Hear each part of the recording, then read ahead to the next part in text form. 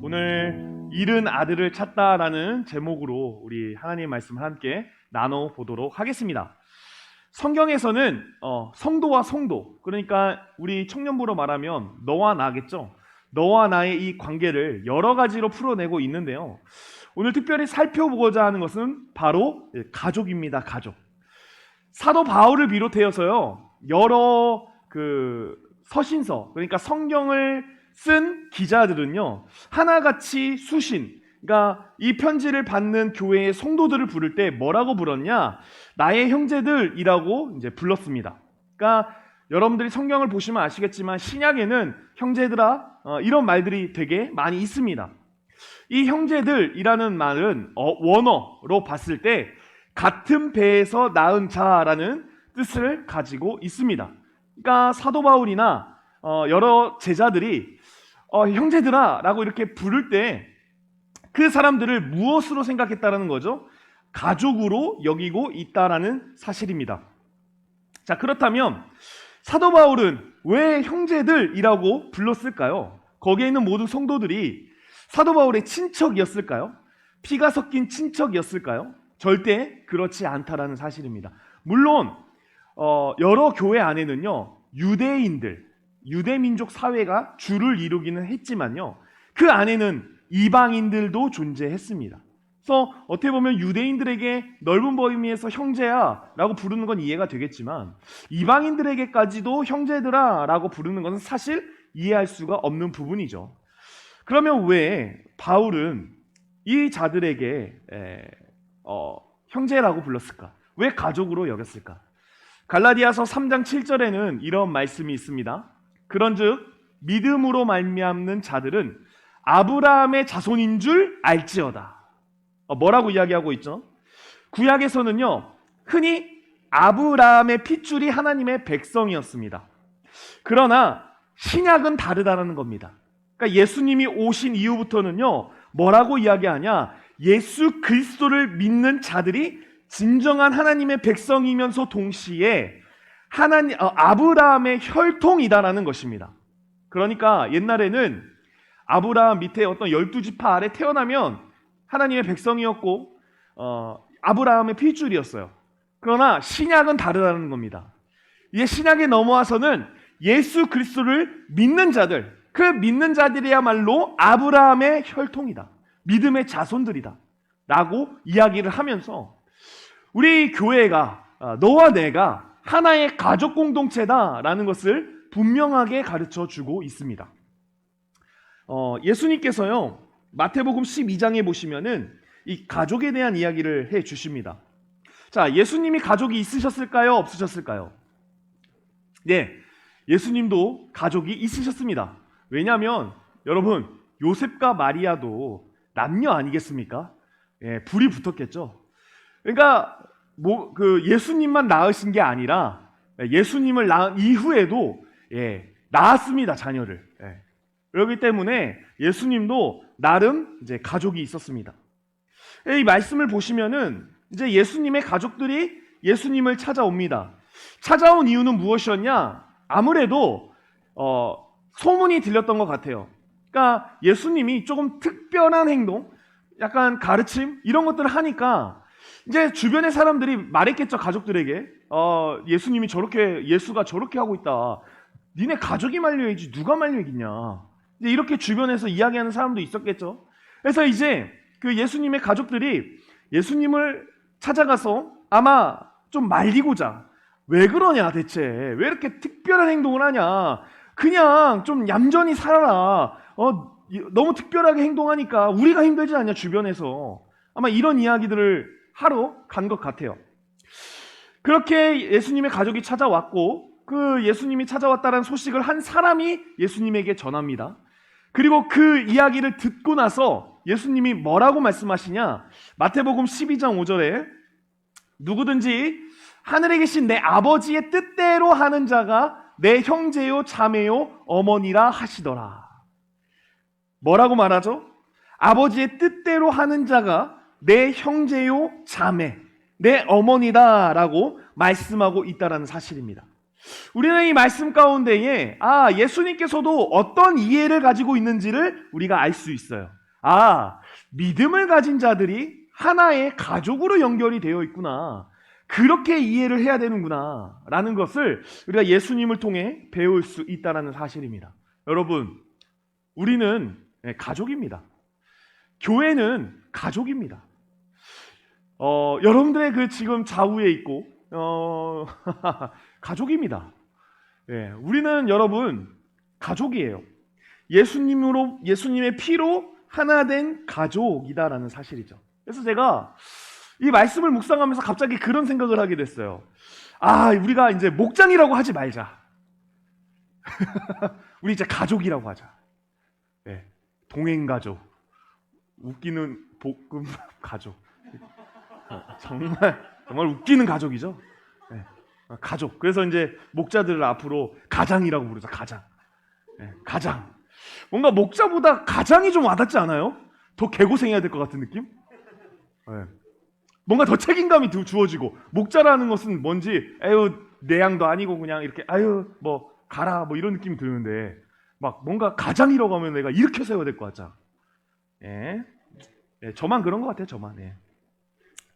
사랑하는 청년 여러분, 저와 여기에 계신 모두는 예수님께서 맺어주신 가족입니다. 자, 여러분, 가족은 근데 어떤 특징을 가지고 있나요? 가족은요, 찾습니다.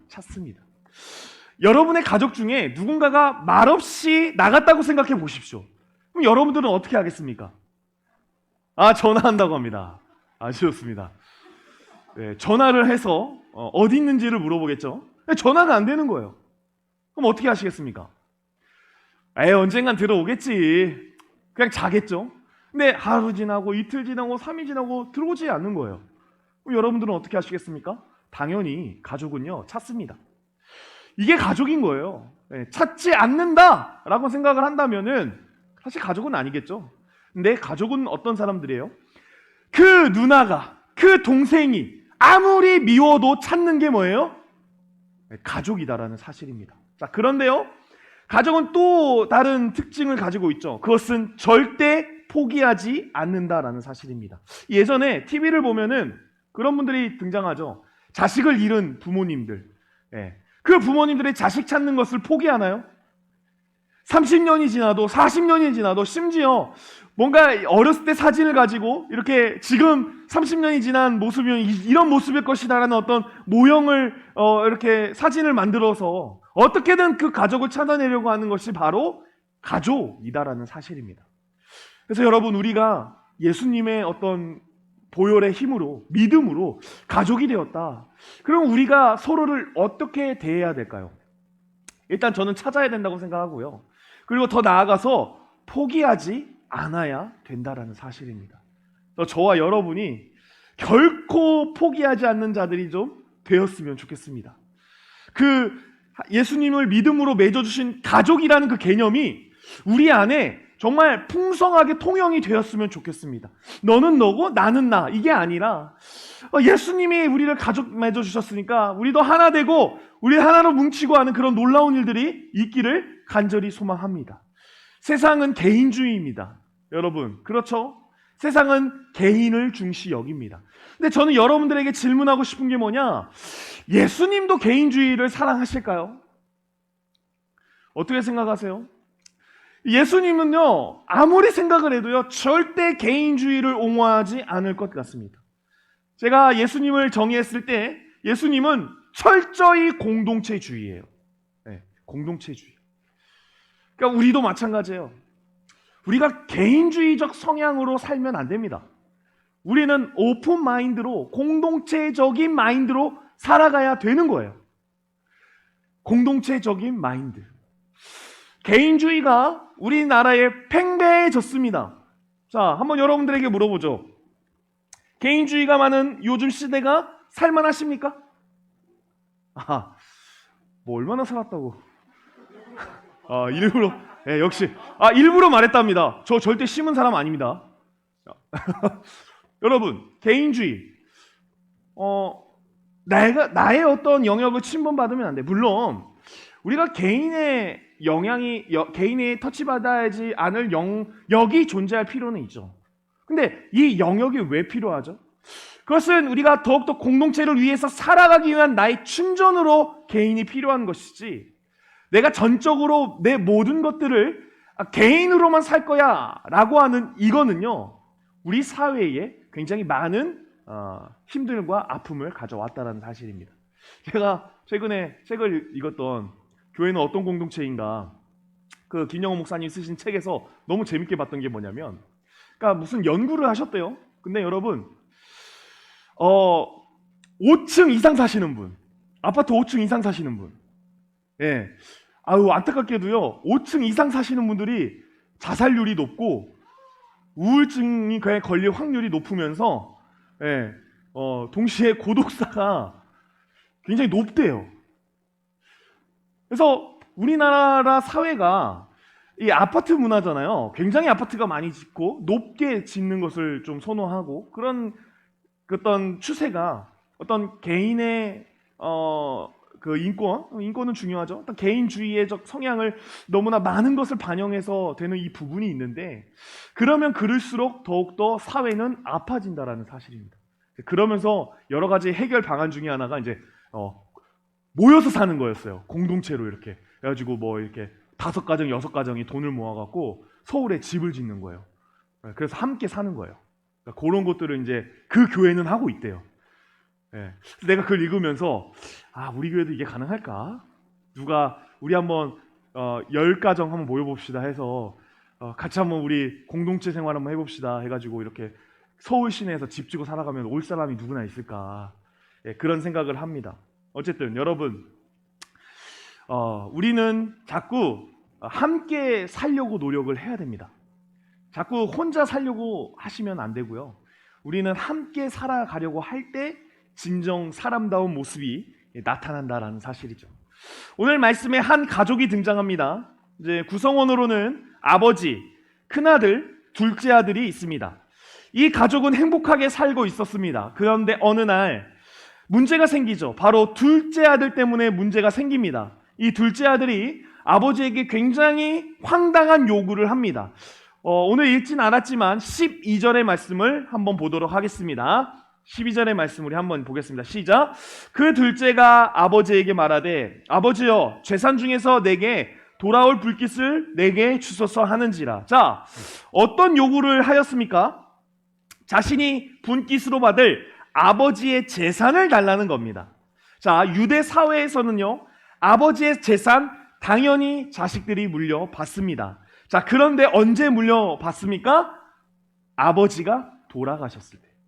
네, 아버지가 생을 마감하셨을 때 그 재산을 물려받습니다. 자, 퀴즈를 내죠. 맏아들은 얼마를 받아갈까요? 맞습니다. 맏아들은 3분의 2를 받아갑니다. 예, 그리고 둘째 아들은 얼마를 받아갈까요? 3분의 2를 받아갑니다. 이 둘째 아들이 아버지에게 와서, 아버지가 주실 재산을 저에게 주세요 라는 이 말은 어떤 의미가 들어있는 거죠? 아버지 돌아가십시오. 아버지 그냥 정리하시고 이제 그냥 저 세상으로 가십시오.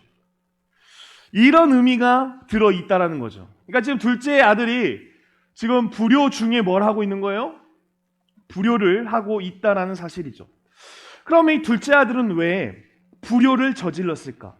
아무래도 그가 이 아버지의 영향 아래 있기보다는 자기 자신이 원하는 방식대로 살기를 원했다라는 겁니다. 그러니까 아버지 영향에서 아버지의 말씀을 듣는 아들로 사는 것보다도 자신의 인생을 자신이 주인이 돼서 살기를 원했던 것 같아요. 그래서 13절은 이렇게 말씀합니다.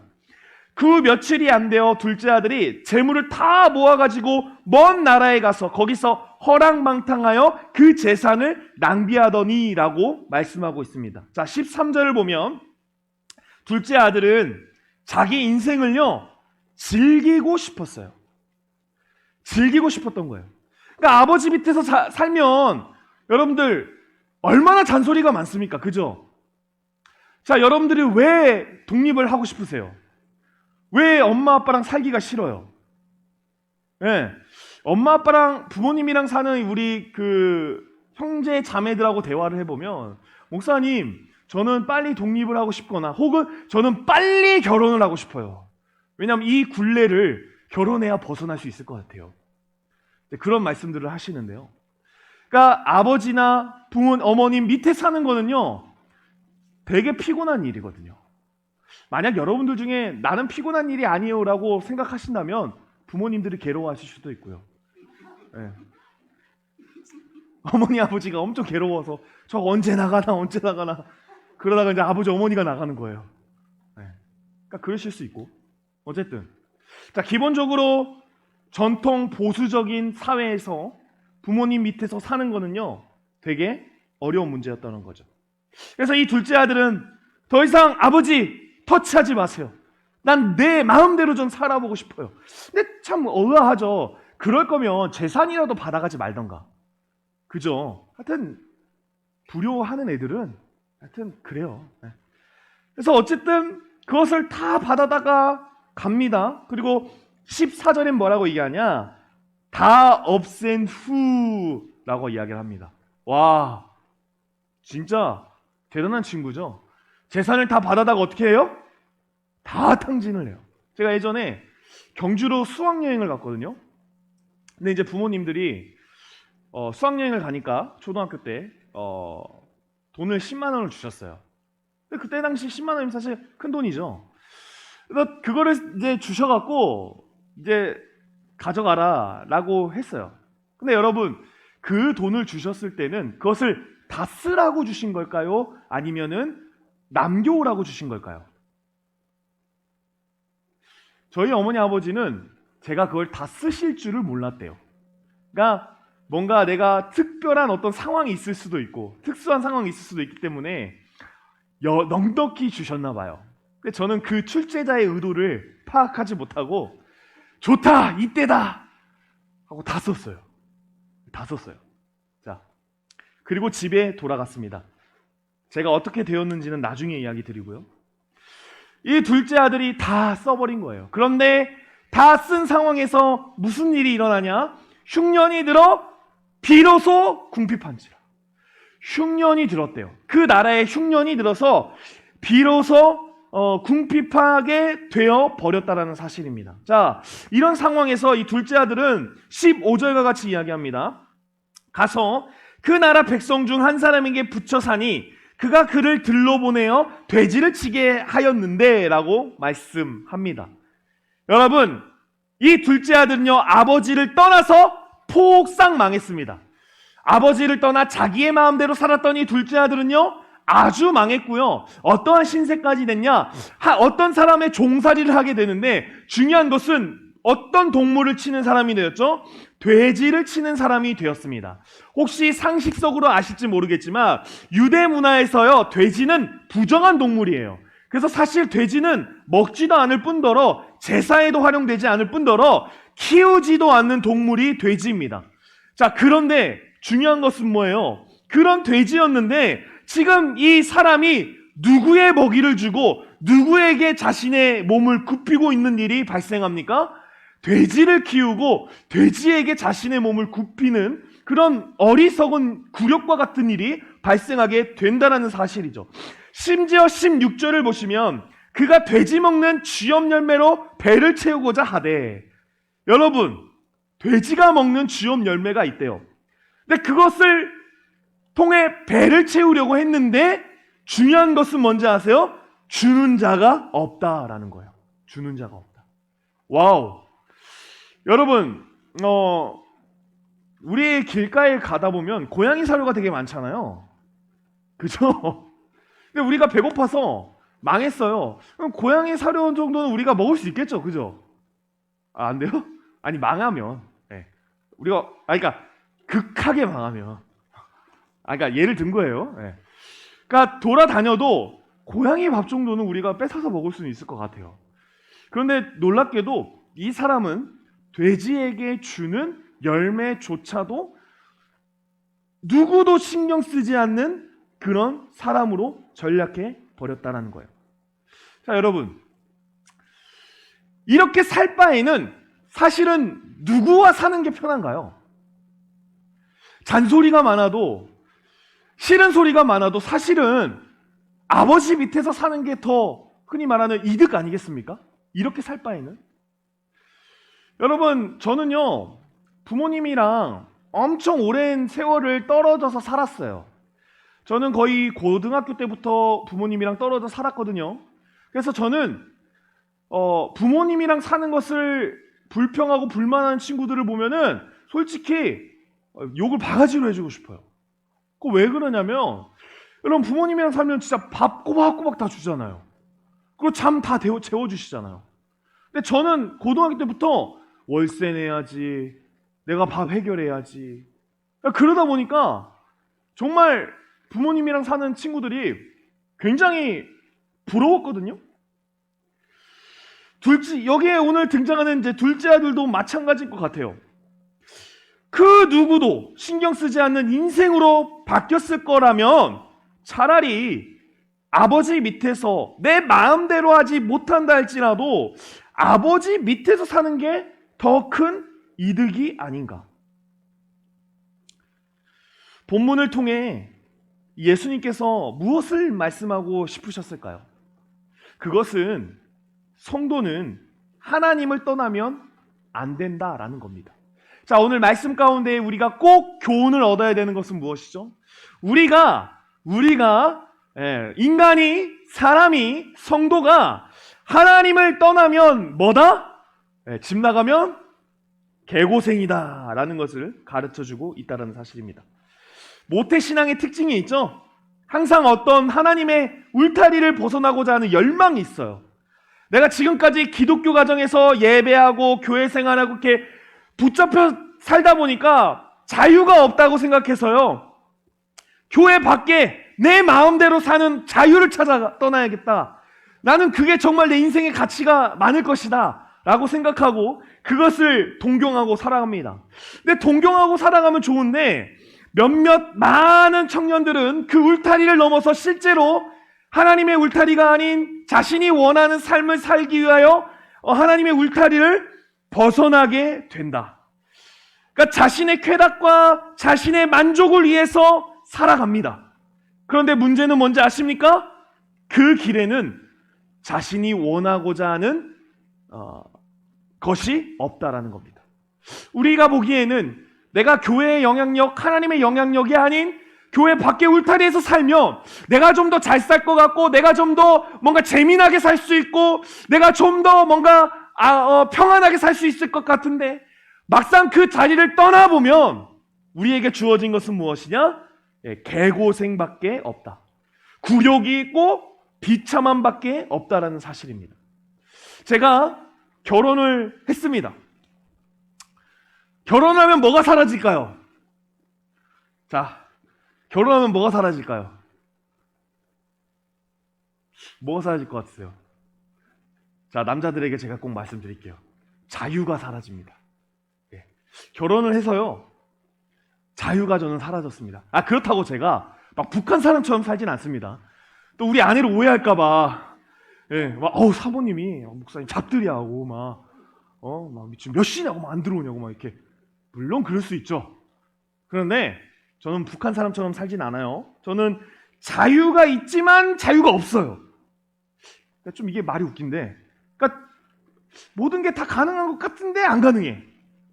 그러니까 그런 생활을 살게 되었어요. 근데 여러분, 중요한 게 뭔지 아세요? 제가 혼자 살 때 행복했을까요? 같이 살 때 행복했을까요? 같이 살 때 행복했어요. 제가 같이 사니까 행복하겠더라고요. 제가 안정된 삶이 되더라고요. 제가 혼자 살 때는요, 불안했어요. 많이 뭔가 방황했어요. 그러니까 많이 좀 뭔가 모르게 공허했어요. 근데 아내를 만나고 결혼해서부터 뭔가 내가 안정적이어지더라고요. 그래서 여러분, 저는 여러분들에게 결혼을 권장합니다. 네, 결혼하세요. 꼭 하세요. 혼자는 못하니까 어쩔 수 없죠. 우리도 마찬가지입니다. 하나님 앞에 사는 것 답답해요. 여러분, 저 수없이 교회 떠나고 싶었어요. 저 수없이 사역 안 하고 싶었어요. 왜일까요? 이 사람들이 말이 너무 많아요. 야, 목사님이 전도사부터 시작해야겠다. 전사님이 이렇대 저렇대, 아니 어떻게 저럴 수가 있어, 이럴 수가 있어. 그냥 평신도로 살았으면 새벽 예배 안 나와도 누가 뭐라고 할 사람도 없고, 수요 예배 안 나온다고 누가 뭐라고 할 사람도 없고, 근데 야, 이러쿵 저러쿵 목사님 왜 저렇게 다녀, 왜 가르마를 이렇게 타면 이렇게 탔대, 또 저렇게 타면 저렇게 탔대, 또 염색하면 저렇게 염색했대. 말이 겁나 많은 거예요. 근데 내가 교회를 진짜 떠나고 나도 진짜 당당하게 다니고 싶었어요. 너만 예수님 믿냐? 나도 예수님 믿다. 그래서 당당하게 살고 싶었는데 그냥 어느 날 그냥 느꼈어요. 이게 복이다. 내가 저 성도님들의 어떤 성도님들의 말이 나를 억압하는 것 같지만 실제적으로 저 성도님들의 말이 굉장히 유치하고 굉장히 뭔가 개인적이고 굉장히 말할 가치도 없는 말로 나를 평가하는 것 같은데 사실은 그런 것들이 저를 단단하게 만들었어요. 그래서 오히려 지금은 그냥 좋아요. 저는 사실 목사하는 게 좋아진 지는 얼마 안 됐어요, 사실은. 근데 좋아요. 요즘 좋아요. 요즘 좋아요. 그러니까 여러분 다행인 줄 아세요. 내가 목사하기 좋을 때 만나셔갖고 안 그랬으면 신방도 안 하고 그냥 대충 주님만 하루 만나고 그냥 기도도 안 하고 막 그랬을 텐데 그나마 지금 좀 목사하기 좋다라고 생각할 때 만나서 다행으로 여기십시오. 근데 그동안 그 예전에 만났던 친구들한테 미안하긴 한데 그때도 나름 진심은 있었어요. 자, 여러분 제가 확실하게 말할 수 있는 거는요, 교회 안의 삶이 우리의 베스트예요. 베스트를 떠난 둘째 아들, 이 둘째 아들이 선택할 수 있는 가장 베스트한 삶은 뭘까요? 맞아요. 아버지에게로 다시 돌아가는 거예요. 종을 하더라도 아버지 밑에서 하겠다. 근데 사실 이렇게 돌아오는 것은 쉬운 일은 아니죠. 왜냐하면 그가 아버지를 떠날 때 어떻게 떠났어요? 불효자로 떠났기 때문이죠. 자, 그런데 놀랍게도 둘째 아들은 아버지에게 돌아갑니다. 그리고 이 돌아간다는 소식을 아버지가 듣습니다. 자, 여러분들이 아버지라면 그 둘째 아들이 모든 재산을 탕진하고 거짓골로 돌아온다라는 소식을 들었을 때 어떻게 하겠습니까? 자, 이제 제가 답을 말해주죠. 제가 그 10만 원을 경주에서 다 쓰고 와서 어떻게 됐을까요? 뒤지게 맞았습니다. 정말 많이 맞았어요. 썼다고, 다 썼다고. 그럼 쓰라고 하지 말던가. 엄청 맞았어요. 자, 돌아오는 둘째 아들을 맞이하는 인간적인 본성은 당연히 그 아들을 어떻게 하는 거죠? 환대하지 않는 거죠. 근데 놀랍게도 20절은 이렇게 말씀합니다. 이에 일어나서 아버지께로 돌아가니라. 아직도 거기가 먼데 아버지가 그를 보고 치근히 여겨 달려가 목을 안고 입을 맞추니. 자, 아들이 돌아옵니다. 아들이 돌아올 때 동안 뒷짐지고 계시지 않았어요. 아버지는 어떻게 했어요? 마중을 나갔어요. 그리고 그를 안아줬어요. 그 다음에 목에 입을 맞췄어요. 사랑한다는 거죠. 그리고 22절과 23절은 더 충격적이죠. 아버지는 종들에게 이르되 제일 좋은 옷을 내어다가 입히고 손에 가락지를 키우고 발에 신을 신기라. 그리고 살찐 송아지를 끌어다가 잡으라. 우리가 먹고 즐기자. 뭘 하자는 거죠? 잔치를 베풀고 파티를 하자는 겁니다. 그 아들이 돌아왔기 때문에 내가 이 아들을 돌아온 기쁨을 주체할 수가 없어서 지금 우리 함께 잔치를 열어 우리 함께 먹고 즐기자. 그 이야기를 하고 있다라는 사실입니다. 사랑하는 청년 여러분, 여기에 나오는 아버지는요, 하나님이라고 생각하셔도 될 것 같습니다. 하나님은요, 그런 분이십니다. 우리가 정말 하나님 앞에 더럽고 불효 같은 일을 많이 저질렀어도요, 우리가 하나님 앞에 돌아가고자 작정을 하면 하나님은 그거 개의치 않으시고 환대해 주신다라는 사실입니다. 그러니까 돌아가고자 하는 그 성도는 하나님이 집중해 주신다라는 사실이죠. 제가 인스타를 보면서 많은 사람들이 사진과 글을 통해 자신의 만족을 표현합니다. 그런데 저는 그런 글을 보면서 그 사람이 정말 만족한 삶을 살고 있는가에 대한 질문을 하게 됩니다. 왜냐하면 그분들의 글과 그분들의 사진을 보면 오히려 제 마음에 강력하게 더 크게 드는 거는 저 사람은 참 공허한 사람이다라는 마음이 더 크게 들립니다. 그러니까 자신은 맛있는 음식을 찍어서 올리고 또 여러 가지 자신의 어떤 좋은 몸을 찍고 올리고 하는 그런 모습들을 보면서 나는 나가 너무 자랑스럽고 사랑스러워 라고 느껴지기보다도 나 좀 바라봐 주세요. 나 좀 알아봐 주세요. 나는 마음이 더 강력하게 든다는 거죠.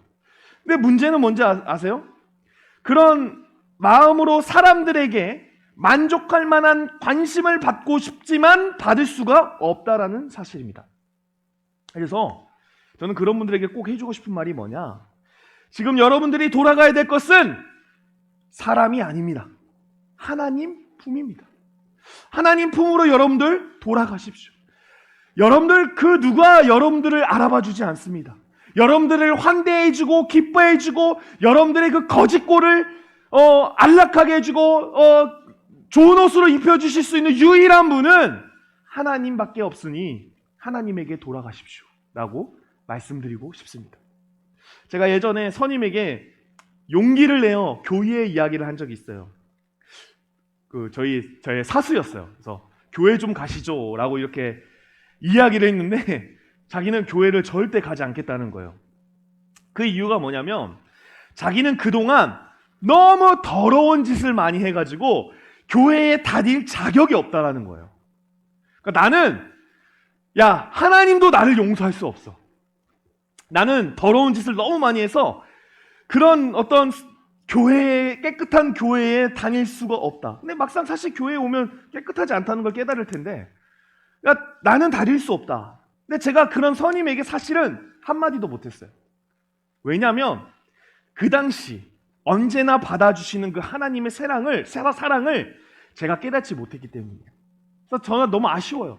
지금 다시 돌아간다면 그 선임에게 그러니까 가셔야죠.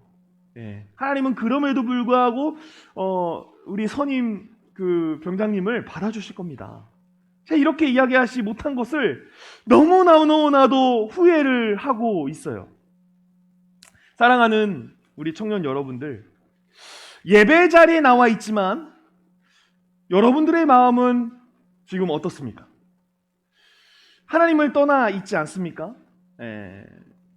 우리가 어떤 목적 모임을 하고 뭔가 여러 가지 활동을 하고 있지만 하나님을 떠나 있을 때가 많이 있다는 사실입니다. 그리고 실제로 우리 교회 안에 떠나 있는 청년들이 되게 많다라는 것이죠.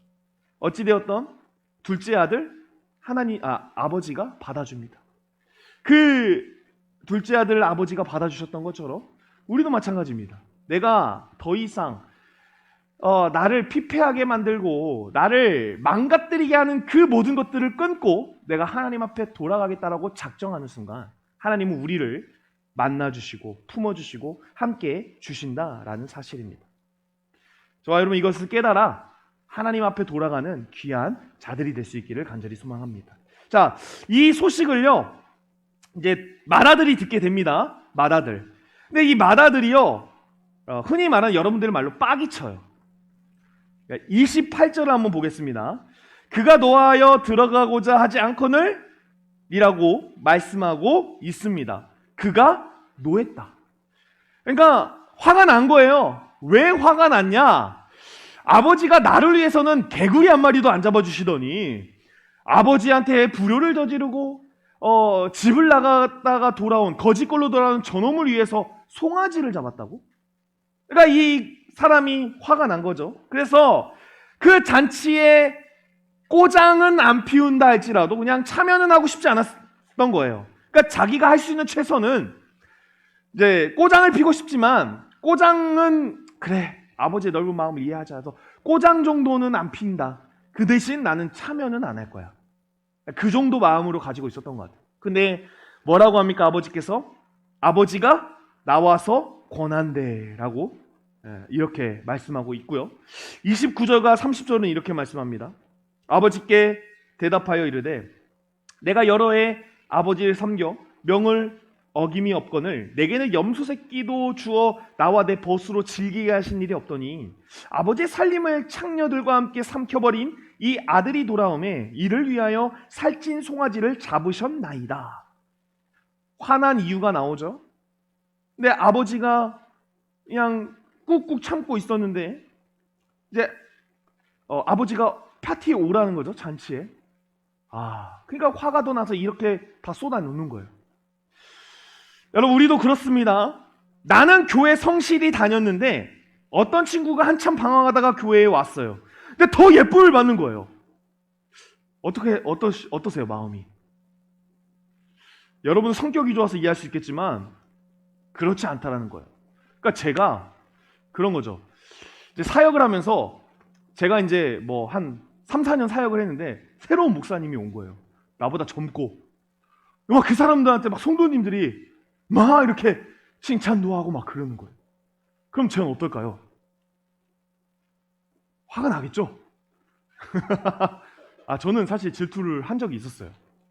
제가 이제 와서 부끄러운 말이지만 제가 그때 당시에는 제가 표현을 안 했지만 은근히 이렇게 마음의 견제가 되더라고요. 네.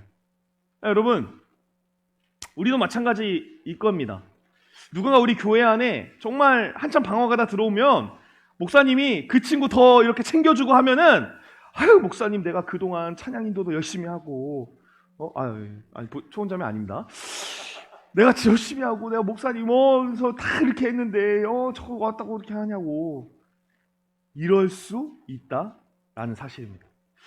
어쨌든 이런 상황에서 아버지는 이렇게 말씀합니다. 31절과 32절. 아버지가 이르되 예 너는 항상 나와 함께 있으니 내 것이 다 내 것이로되 이 내 동생은 죽었다가 살았으며 내가 잃었다가 얻었기로 우리가 즐거워하고 기뻐하는 것이 마땅하니라 라고 말씀하고 있습니다. 아버지가 정말 천사인 것 같아요. 맏아들이 그렇게 싸가지 없게 나오면 어떻게 해야 돼요? 맞아야죠. 이 싸가지 없는 놈은 내가 내 재산 가지고 뭐라고 하는데 네가 뭔데 이 자식아, 이렇게 이야기하실 것 같은데 화낼 법도 하는데 그 아버지는 여전히 맏아들 또한 천사처럼 대하고 있다라는 사실입니다. 허랑망탕한 삶을 살지 않은 너가 지금까지 은혜를 받고 있지 않느냐? 내 밑에서. 그런 말씀을 하시는 거죠. 여러분, 맏아들이 아버지의 것을 누리는 것은 당연한가요? 그렇지 않다라는 겁니다. 이미 아버지 밑에서 지내고 있다라는 그 사실이 맏아들에게는 은혜의 순간이다라는 사실이죠. 저와 여러분도 마찬가지예요. 우리가 하나님의 자녀가 된 것은 내가 자격이 있어서가 아니라 하나님이 허락해 주셨기 때문에 가능하다라는 사실입니다. 내가 지금 이 자리에 예배로, 내가 이 자리에 교회로 우리가 섬기고 있을 수 있는 것은 하나님 아버지의 은혜 아래에 있기 때문에 가능한 일이다라는 사실이다라는 것이죠. 그래서 우리가 아버지의 마음을 닮아 무엇을 해야 됩니까?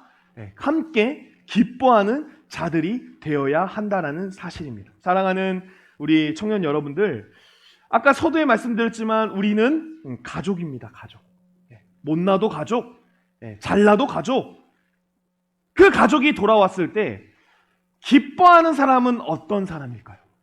나 몰라라 하는 사람일까요? 아니면 반갑게 받아주는 사람일까요?